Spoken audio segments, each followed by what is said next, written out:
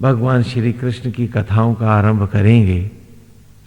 और भगवान वासुदेव की कथा, पहले हमने राम कथा ली थी, अब कृष्ण की कथाओं के साथ सभी पुराणों को और जो भी उपनिषद आदि हैं उन सबको भी लेते हुए चलेंगे।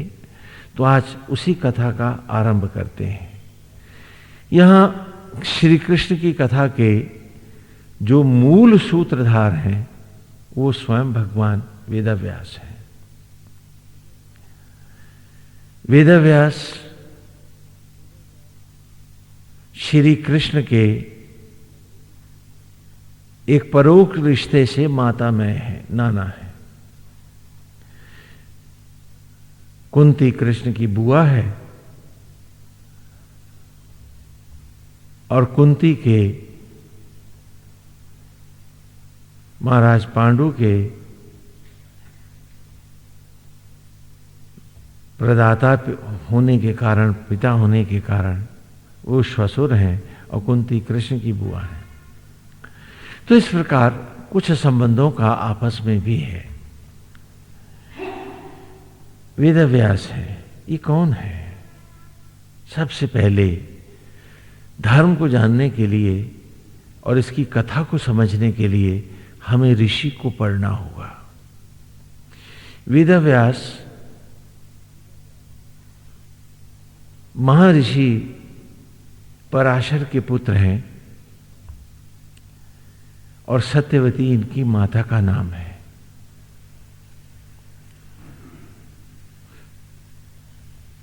महर्षि पराशर महाविष्णु के छठे अवतार हैं और ये उन्हीं के पुत्र हैं। और एक बार, अब थोड़ा लीला कथा में चले ना तो आप लोगों को थोड़ा कथा का भी रस मिले, हाँ, और हमारा वेदव्यास से परिचय भी हो। तो आओ एक कथा का आरंभ करते हैं वेदव्यास का परिचय पाने के लिए। नदी के तट पर, गंगा नदी के तट पर, जैसे हमने पहले ऋषि का परिचय लिया था भगवान राम की कथा में, वाल्मीकि का, ऐसे ही हम वेदव्यास से ही इस संपूर्ण का आरंभ करेंगे। नदी के तट पर बहुत सुंदर सुरम्य आश्रम है, वृक्ष और लताओं से घिरा हुआ। वेदव्यास विराजमान हैं अपनी कुटिया के बाहर और बहुत से ऋषि उनसे मिलने आए हैं, बहुत से आगंतुक हैं। वेदव्यास उन्हीं से घिरे हुए हैं। सुंदर मंद समीर प्रवाहित है, पुष्प और लताओं से घिरा हुआ आश्रम बहुत शोभा पा रहा है। वन्य जीव भी वहां स्वच्छंद खेल रहे हैं, कोई किसी से भयभीत नहीं है।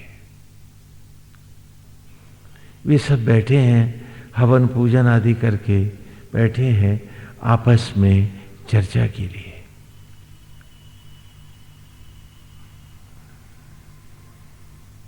तो एक आगंतुक ने, ऋषि ने पूछा, वेदव्यास, हमने सुना है कि तुम सूत हो, क्या ये सच है कि तुम सूत हो?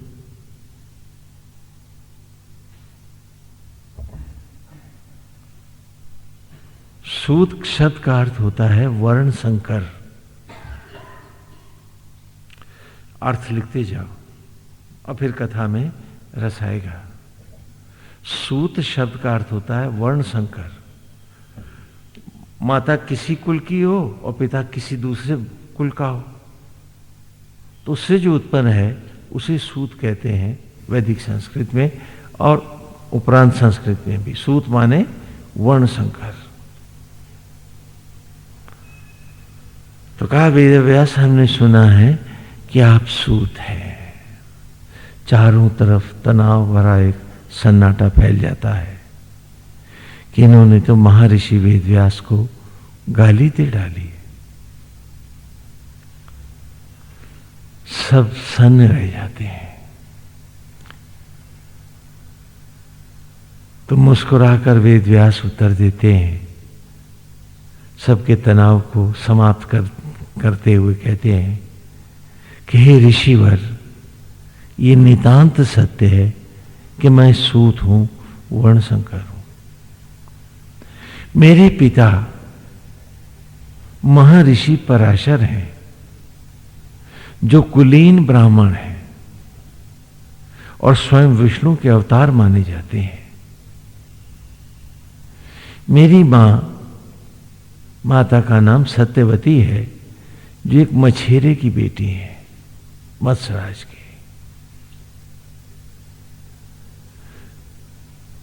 और इस प्रकार मेरी माता शूद्र है, पिता ब्राह्मण है, तो मैं सूत हूं, मैं वर्णशंकर हूं। तो वो ऋषि फिर कहते हैं कि वेदव्यास महर्षि पराशर तो महाविष्णु के छठे अवतार हैं। भला स्वयं महाविष्णु ने शास्त्र निषिद्ध कर्म क्यों किया? ये तो धर्म विरुद्ध है।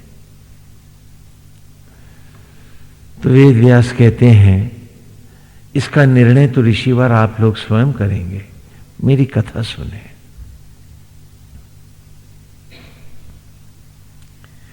एक बार महर्षि पराशर गंगा नदी पार कर रहे थे। तो अक्सर नदी का जल जब घट जाता है तो बीच में टापू बन जाता है, दोनों तरफ धाराएं फैल जाती हैं, बीच में बालू की टीला हो जाता है, एक द्वीप के जैसा बन जाता है। तो जब ऋषिवर मध्य धारा में आए गंगा की, तो उन्होंने देखा, उन्हें लगा कि आज बहुत दुर्गंध है पानी में। तो वो चौंक उठे। मां गंगा की पवित्र धाराओं में दुर्गंध कैसी? ये तो द्वापर है, ये तो पतित पावनी गंगा है, इसका पानी दूषित कैसे? ये तो सबके पापों का हरण करने वाली है, और आज इसमें दुर्गंध है तो क्यों है? ऋषि सोचते हैं कि हमने तो पढ़ा है, जाना है कि जब घोर कलयुग होगा तो उस धरती का मनुष्य महापतन को जाता हुआ नदियों में मैला गिरा करके इसे गंदा करेगा, और जब उनकी इस दुर्गंध को मां सह ना पाएगी तभी दुर्गंध आएगी। और आज आप सब लोग सीवर खोलते ही हो, गंदगी भी है तो नदी में डाल देते हो। जो अंग्रेज पढ़ा गए, का अंग्रेजी भी वही करते रहे, अब सारे भी वही कर रहे।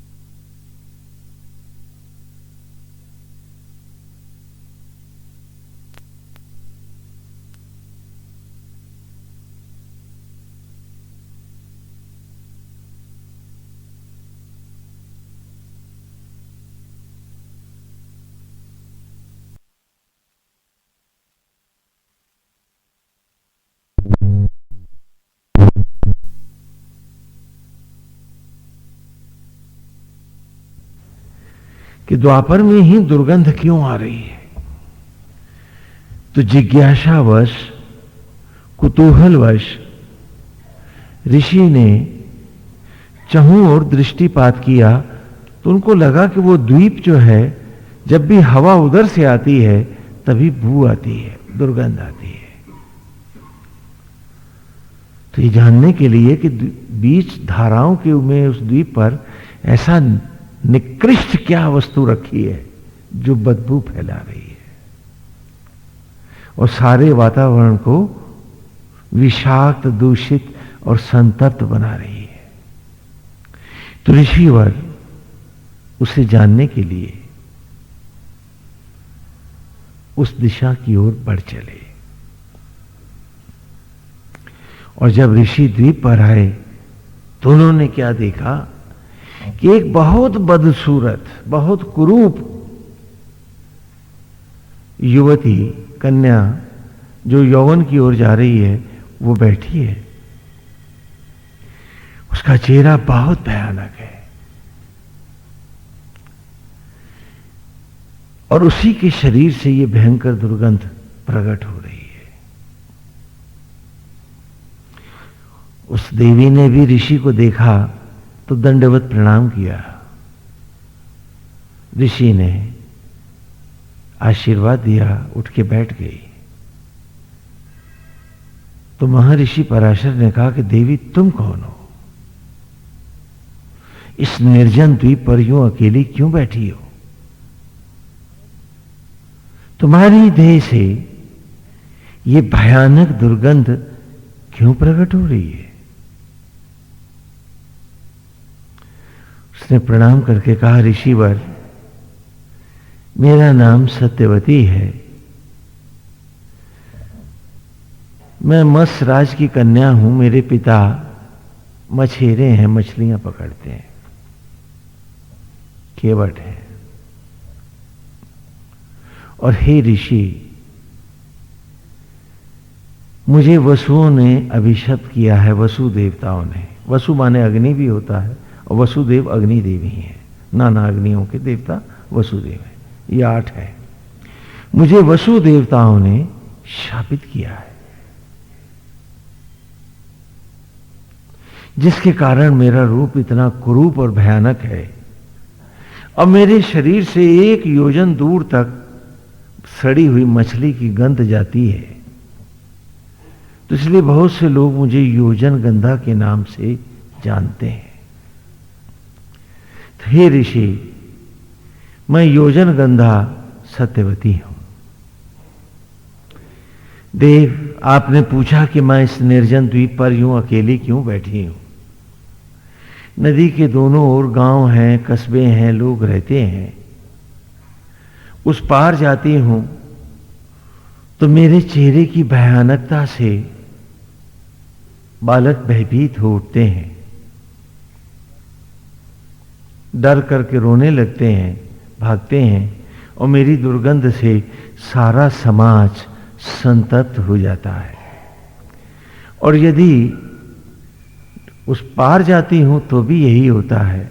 इसलिए हे देव, किसी को मुझसे कोई पीड़ा ना मिले, न मैं उस पार जाती हूं न उस पार जाती हूं। बीच मझधार इसी द्वीप पर बैठी अपने पापों का प्रायश्चित करती हूं। और ये कहकर वो रोने लगी। अब फिर उसने कहा, ऋषिवर, भले ही आप मेरी दुर्गंध के कारण यहां खींचे चले आए, दुर्गंध को जानने की जिज्ञासा आपको यहां लाई है, परंतु ये मात्र संयोग तो नहीं हो सकता, क्योंकि सारे अमर ग्रंथ, ऋषि, सभी विद्वत समाज कहता है कि जब किसी के जन्मों के पुण्य का उदय होता है तभी उसे किसी तपस्वी ऋषि के दर्शन होते हैं, अन्यथा वो नहीं पाता है। तो देव, भले आप संयोग से यहां चले आए, दुर्गंध को जानने की जिज्ञासा के वशीभूत आप यहां आए, परंतु ये भी तो उतना ही सत्य है कि मेरे किसी जन्मों के पुण्य जगे जो इस योजन गंधा ने, मत्सराज की इस कन्या ने, हे पवित्र देव, आपके दर्शन पाए, धन्य हो गई मैं। फिर वो कहती है कि ऋषिवर, सारे संत मनीषी जन कहते हैं कि आप त्रिकालज्ञ हैं, तीनों कालों और लोकों का ज्ञान आपको प्राप्त है। हे देव, जब आपने दर्शन ही दिए हैं तो क्या है, मुझ अभागिन पर थोड़ी सी कृपा करेंगे? उसकी आंखें आंसुओं से भीगी हुई हैं, होंठ कांप रहे हैं। और वो बड़ी जिज्ञासा से ऋषि से पूछती है। तो ऋषिवर कहते हैं, देवी आप क्या जानना चाहती हैं, आप प्रश्न करें।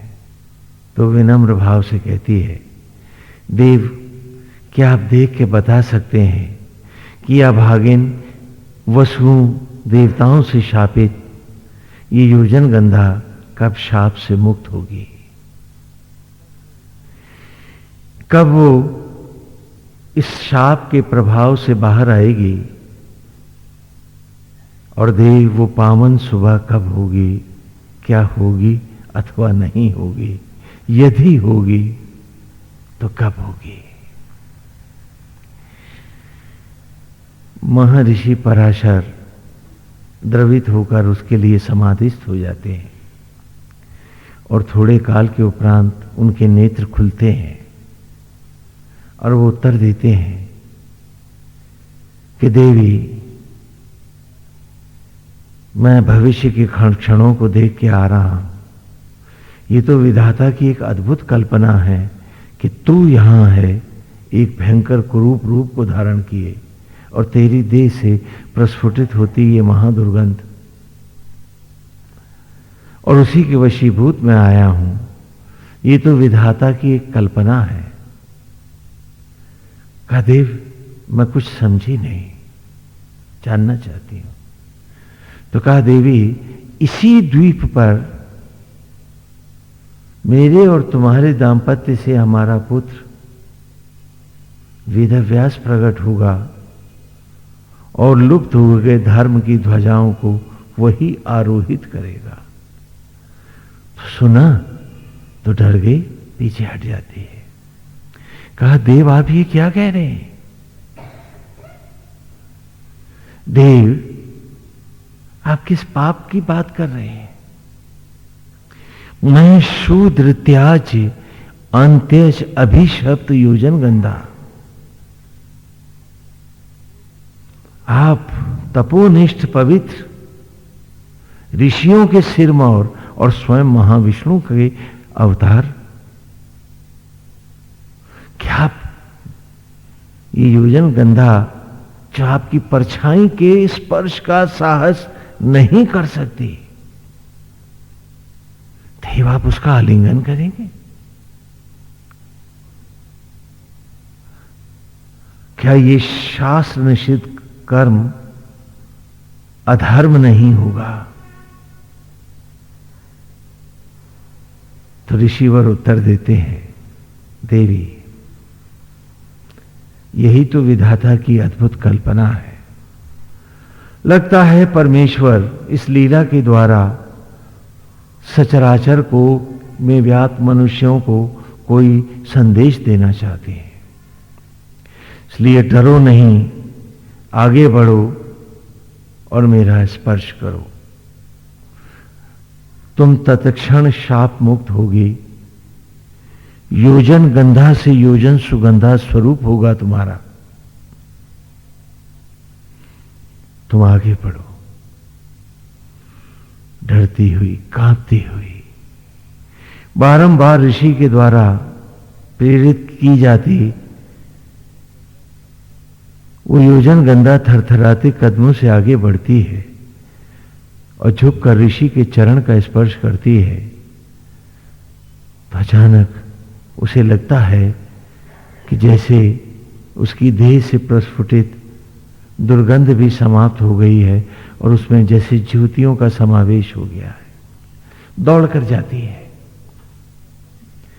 और जल की धाराओं में, गंगा की धाराओं में अपने रूप को देखती है। उसे विश्वास ही नहीं होता है, इतना सुंदर और रूपस वो हो गई है। वो योजन गंधा अब वो योजन गंधा नहीं है। ऋषिवर कहते हैं, देवी संदेह मत करो। वो बार बार पानी को हटा के फिर देखती है कि ये नेत्र भ्रम तो नहीं है। कहा नहीं देवी, अब आप योजन गंधा नहीं, योजन सुगंधा है। जहां आप बैठेंगी वहां से 1 योजन दूर तक आपकी महक सुगंध जाएगी और सबके मन को प्रफुल्लित करेगी। भयभीत ना हो, आप अपने पर भरोसा लाएं, विश्वास लाएं। दौड़कर जाती है और उनके चरणों से लिपट जाती है। कहा देव, वो अप्सरा थी जिसे शाप लगा था। कहा देव, मैंने जाना अब स्वयं महाविष्णु है, क्योंकि मुझे शाप मुक्त कोई नहीं कर सकता था। वसु देवताओं ने मुझे शापित करते समय कहा था कि जब महाविष्णु ही लीला अवतार धारण करके आएंगे, जैसे अहल्या को दिया था कि जब राम ही आएंगे, उसी प्रकार मैं भी शापित थी कि जब स्वयं महाविष्णु लीला अवतार धारण करके आएंगे तो उनके पावन चरणों का स्पर्श पाकर ही मैं शाप मुक्त होंगी। देव, आप स्वयं महाविष्णु हैं। तो ऋषि उठाते हैं, कहते हैं देवी, मैं अपने तपोबल से अभी यहां अग्नि प्रज्वलित करूंगा और तुमसे मैं धर्मपूर्वक गंधर्व विवाह करूंगा। और वो ऐसा ही करते हैं। तो उसके बाद विवाह के उपरांत उनका इसी द्वीप पर हमारे पुत्र को प्रकट होना है, इसलिए हम इस द्वीप को छोड़कर नहीं जा सकते। तो वो संकोच से कहती है, योजन गंधा, कथा को पहले ध्यान से सुनना, नहीं तो जब रहस्य बताएंगे तो सब रह जाओगे मुंह फाड़े। हाँ, तो कहा कि ऋषिवर, हम तो एक द्वीप पर हैं, ये हर ओर से दृश्य है, लोग देखते हैं, इसको देख सकते हैं। भला यहां ना कोई झोपड़ी है, ना मकान है, ना घर है, तो हम किस प्रकार दाम्पत्य धर्म को धारण कर पाएंगे? क्या लोक लज्जा का प्रश्न नहीं होगा और क्या मर्यादाओं का हनन न होगा? तो ऋषि ने उत्तर दिया कि देवी, मेरी लीला से अभी यहां एक कृष्ण आवरण आएगा। कृष्ण माने काला, आवरण माने पर्दा। यहां एक काला पर्दा कृष्ण आवरण आएगा और यह बड़ा विचित्र और विलक्षण आवरण होगा। हर व्यक्ति हमें देखता हुआ भी, हर व्यक्ति हमें देखता हुआ भी, जानता हुआ भी, फिर भी नहीं जान पाएगा कि हम कौन हैं और क्या कर रहे हैं। वेद व्यास कहते हैं, अब हम फिर आ गए लीला से निकल के, वेद व्यास कह रहे हैं कि हे ऋषिवर, उसी द्वीप पर जो जल के मध्य में था और जिस पर कृष्ण आवरण छाया था, मैं सत्यवती और महर्षि पराशर के दाम्पत्य से प्रकट हुआ और उन्होंने ही मेरा नाम कृष्ण द्वैपायन रखा है। इसकी संधि विच्छेद कर लो। कृष्ण धन द्वीप धन अयन, कृष्ण धन द्वीप धन अयन। कृष्ण वो जो काला पर्दा था, द्वीप वो आइलैंड, और अयन माने होता है जल। जल के मध्य में द्वीप पर जो कृष्ण आवरण था, क्योंकि मेरा जन्म इसी अवस्था में हुआ, तो उन्होंने इन तीनों बातों को जोड़ करके एक नाम बनाया, कृष्ण द्वैपायन, जो मेरा नाम है। वेद व्यास कहते हैं। तब सब लोग कथा सुनकर थोड़ा चकित रह जाते हैं और तब एक उनके शिष्य कहते हैं, गुरुवर, आप तो लगता है हमें कोई रहस्य लीला सुना रहे हैं। कहा हां, क्योंकि परमेश्वर की इच्छा ही रहस्य लीला होती है।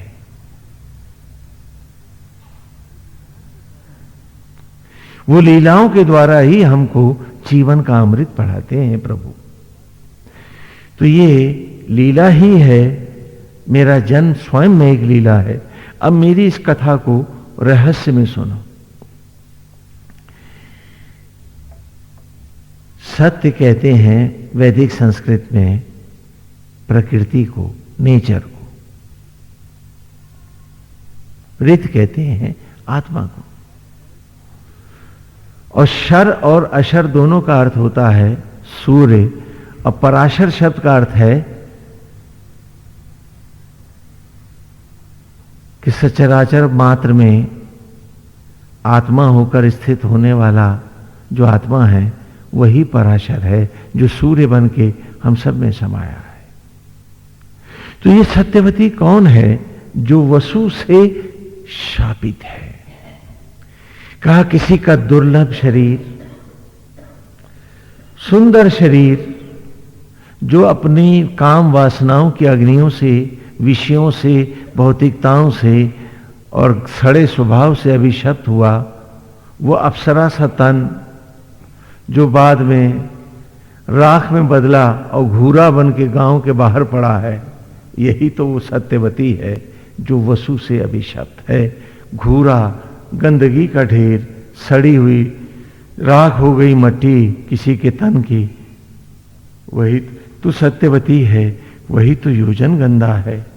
जहां ये घूरा रहता है दूर तक बदबू जाती है। मेरी कथा सुनो, फिर से जानो। शर और अशर सूर्य के नाम है। परा माने ब्रह्मरंध्र में वास करने वाला सूर्य, परा माने ब्रह्मरंध्र, ब्रह्मरंध्र में वास करने वाला सूर्य अर्थात घटघटवासी आत्मा पराशर है। तो आत्मा गया है आज उस दुर्गंध घूरे के पास, उस दुर्गंध के ढेर के पास, जो कभी किसी का अप्सरा सा तन था, जिसने जीवन का कोई मूल्य नहीं माना, वो खाली बाहर बाहर भागता रहा। 10 इंद्रियों को 10 मुंह बनाकर मन को बना दशानन रावण, जीव और शरीर को लंका और आसुरी मृत्युओं में ही जो जीता रहा। और आज वो मट्टी का ढेर बना, वो दुर्गंध का ढेर बना, आज गांव के बाहर सड़ता हुआ घूरा भर बन के रह गया है। यही वो सत्यवती है जो योजन गंधा है। और उसके पास आया है स्वयं परमात्मा का लीला अवतार पराशर अर्थात आत्मा। और आत्मा ने कहा कि रे सत्यवती योजन गंधा, चल तू मेरी गोपी बन, मैं तेरा गोपाल बनूं, और फिर लौटा दें एक वेद व्यास। सुनो सुनो, ये तुम सबकी कथा है, ध्यान से सुनो। हाँ, मेरी कहानी समझ में आ रही है ना? ध्यान से सुनो, वही कथा दोबारा सुना। तो घूरे के ढेर से आत्मा ने कहा, पराशर ने कहा, घूरा का ढेर क्या है? योजन गंधा, जहां रहता है 1 योजन तक बदबू मारता। और ये शापित शरीर ही तो है वसु अग्नियों। और आज उस घूरे से आत्मा ने कहा, रे सत्यवती तू गोपी बन, मैं गोपाल बनूं, अच्छा लौटाएं फिर एक वेद व्यास। तो घूरे ने, सत्यवती ने कहा, नारायण आप ये क्या कह रहे हैं? आप पुनीतों के पुनीत, महानों के महान, पवित्रता की अंतिम सीमा। देव आप मुझ त्याज अभिशप्त घूरे का स्पर्श करेंगे, जिनकी परछाई के स्पर्श की कल्पना स्वप्न में भी मैं घूरा नहीं कर सकता। गंदगी का ढेर, जिनकी परछाई अर्थात मूर्ति पर, मंदिर में भी पावन चंदन का ही लेप होता है, ऐसे नित्य देव क्या आप मेरा स्पर्श करेंगे? और क्या ये निषिद्ध कर्म पाप नहीं होगा? तो उत्तर दिया पराशर ने, आत्मा ने घूरे से, रे सत्यवती योजन गंधा मेरा स्पर्श कर और तू तत्क्षण शाप मुक्त हो।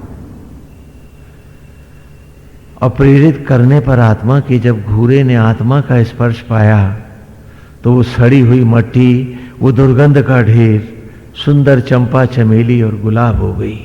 बोलो, उसी की तो खाद लगाए थे ना तुम, जिसे तुमने कहा अछूत, उसे आत्मा ने लिया छू, और वही खाद, वो मट्टी पेड़ों में आत्मा ने ब्रह्म यज्ञों के द्वारा पावन फलों और वनस्पतियों में लौटा दी। पाके आत्मा का स्पर्श योजन सुगंधा हो गई। क्या आत्मा ने छूतपात किया? बोलो, क्या आत्मा ने भेदभाव किया? बताओ मुझे। और फिर उसी अनादिक को काल की गंगा में इस शरीर रूपी देह पर जब एक दंपति ने भोजन के रूप में ग्रहण किया, आत्मा पराशर ने योजन गंधा को स्वीकारा, तो वहां नहीं तो था जो यज्ञों के द्वारा, जो अभी इस वेद की ऋचा में हम पढ़ के आए हैं, रक्त मांस के कणों में बदलता गर्भ में शिशु का रूप पा गया। और वेद व्यास कहते हैं, विद्वानों, मैं ऐसे ही उत्पन्न हुआ हूं, इसलिए वो घूरा मेरी मां है और आत्मा जो परमेश्वर है वही मेरा पिता है। तो मैं तो सूत हूं, लेकिन आप सबको सौगंध है। मुझे ईमानदारी से उत्तर दो, तुम में से किसी के मां बाप कोई और हैं क्या? और फिर कहते हैं वेदव्यास, ध्यान से सुनो, बड़ी पेट में छूतपात भरे बैठे हो, इस कथा को भी सुनो कि तुमको धर्म की ध्वजाएं देने वाला अपनी कहानी सुनाता है। सनातन धर्म में कोई भेद नहीं है। भेद सामाजिक व्यवस्थाएं हो सकती हैं, सांप्रदायिक सोच हो सकता है, धर्म में इसका कोई वर्णन कहीं नहीं है।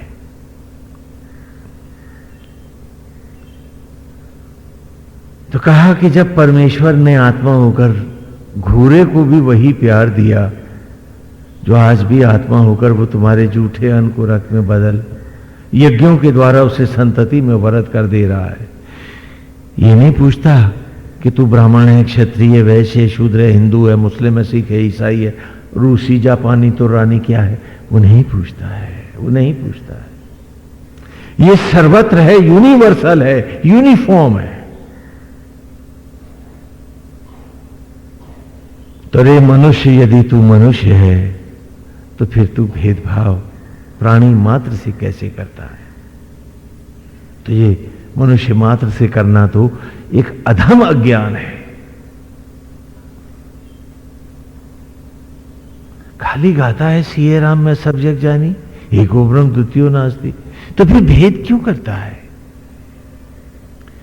तो वेदव्यास कहते हैं, विद्वानों सुनो, महर्षि पराशर ने क्या कहा था कि अभी यहां एक कृष्ण आवरण आएगा और हर व्यक्ति देखता हुआ भी जानता हुआ भी न जान पाएगा कि हम क्या कर रहे हैं। और आज यहां की पुतली पर कृष्ण आवरण है, हर ओर आत्मा ही यज्ञों के द्वारा संपूर्ण जीव मात्र को उत्पन्न कर रहा, संतति से वरद कर रहा है, और तुम सब आकर पूछते हो मुझसे, स्वामी जी भगवान कहां मिलेगा? अरे भगवान नहीं था तो तू आता कैसे? भगवान तेरे भीतर नहीं है तो तेरी सांसें चली कैसे? वो सर्वत्र है, सर्वव्यापी है, घट-घटवासी है। तो कहा, विद्वानों, ये मेरी कहानी है और ये जीव मात्र की कथा है, ये सचराचर की कहानी है। हम सबका एक ही पिता आत्मा है और ये शरीर बनाने वाली एक प्रकृति है, और वही दुर्गंध और खाद से ही तो अन्न बनता है और अन्न से हम सब बनते हैं। बताओ परमेश्वर कहां छूतपात करता है?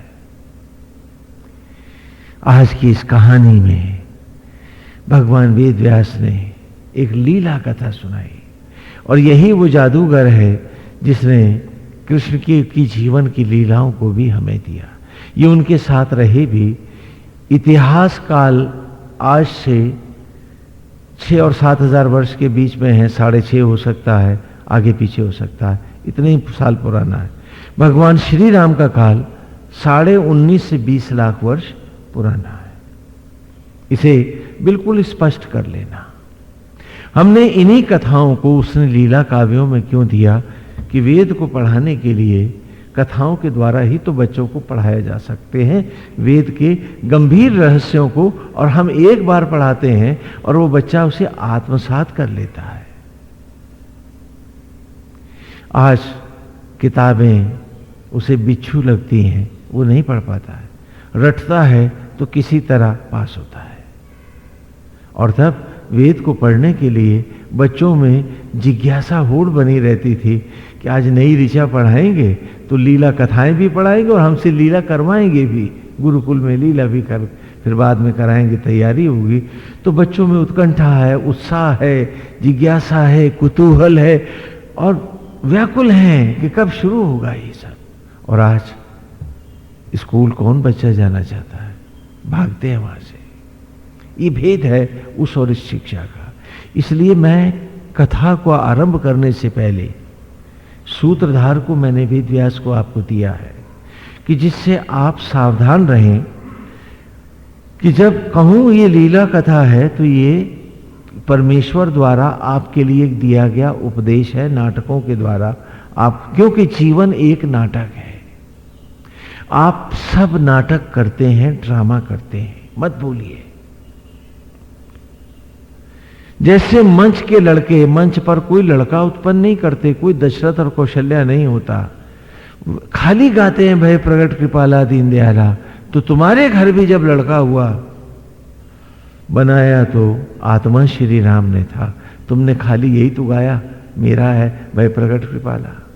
तो जगत लीला एक नाट्यशाला है, जगत एक नाट्यशाला है, लीला का मंच है, जहां हम सब करने का अभिनय करते हैं, करता कोई और है, वो कोई और है जो करता है, मेरे भीतर करता है और वही सर्वत्र करता है।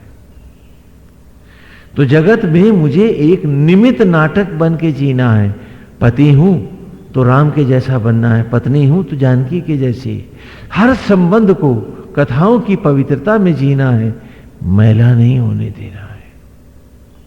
जिसने बाहर मैला कर दिया उसका अंतर भी नष्ट हो जाता है, उसे उसका उद्धार नहीं होता है। इसलिए कोई गलती मत करो, यदि कर बैठे हो तो सच्चे मन से प्रायश्चित करो, और एक ही प्रायश्चित है कि आज से धुल जाओ और फिर कोई पाप मत दोहराओ। नहीं तो खाली गाने से कुछ नहीं होगा।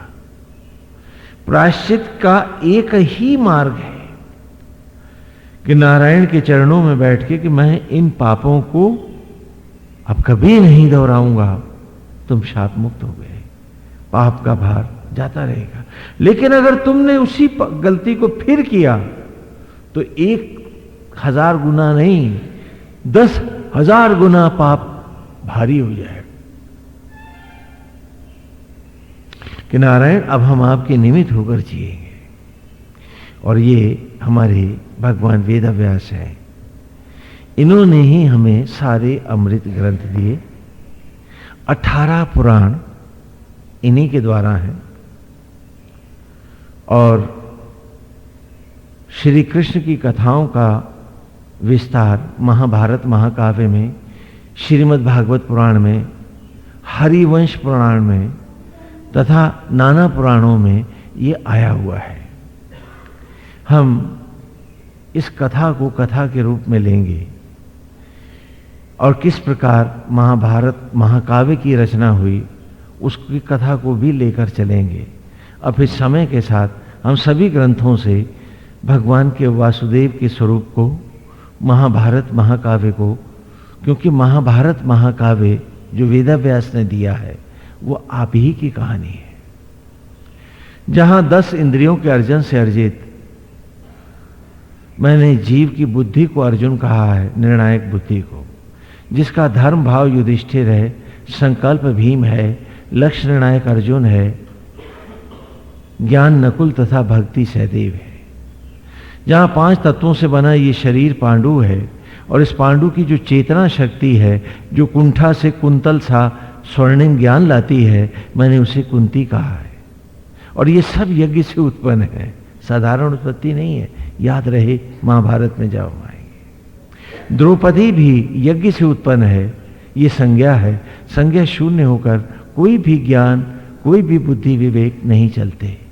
तो इस प्रकार पांचों पांडव और संपूर्ण पांडव पक्ष आपके शरीर का स्वरूप है। और धृ धातु है, धृत माने पकड़ना जकड़ना, राष्ट्र भूमंडल, भूमंडलों को पकड़ने जकड़ने वाला अंधा काल जो है, समय जो है, ये अंधा धृतराष्ट्र है। और सब कुछ जानते हुए भी आंखों पे पट्टी बांध करके भौतिकताओं में भटकते रहने की जो मनोवृत्ति है, ये गांधारी है। ये सदा आंखों के होते हुए भी पट्टी बांधती है। आंखें आप सबके पास हैं, पट्टियां गांधारी की चढ़ी हैं। तभी तो सत्संग खाली सुन पाते हैं, जी क्यों नहीं पाते?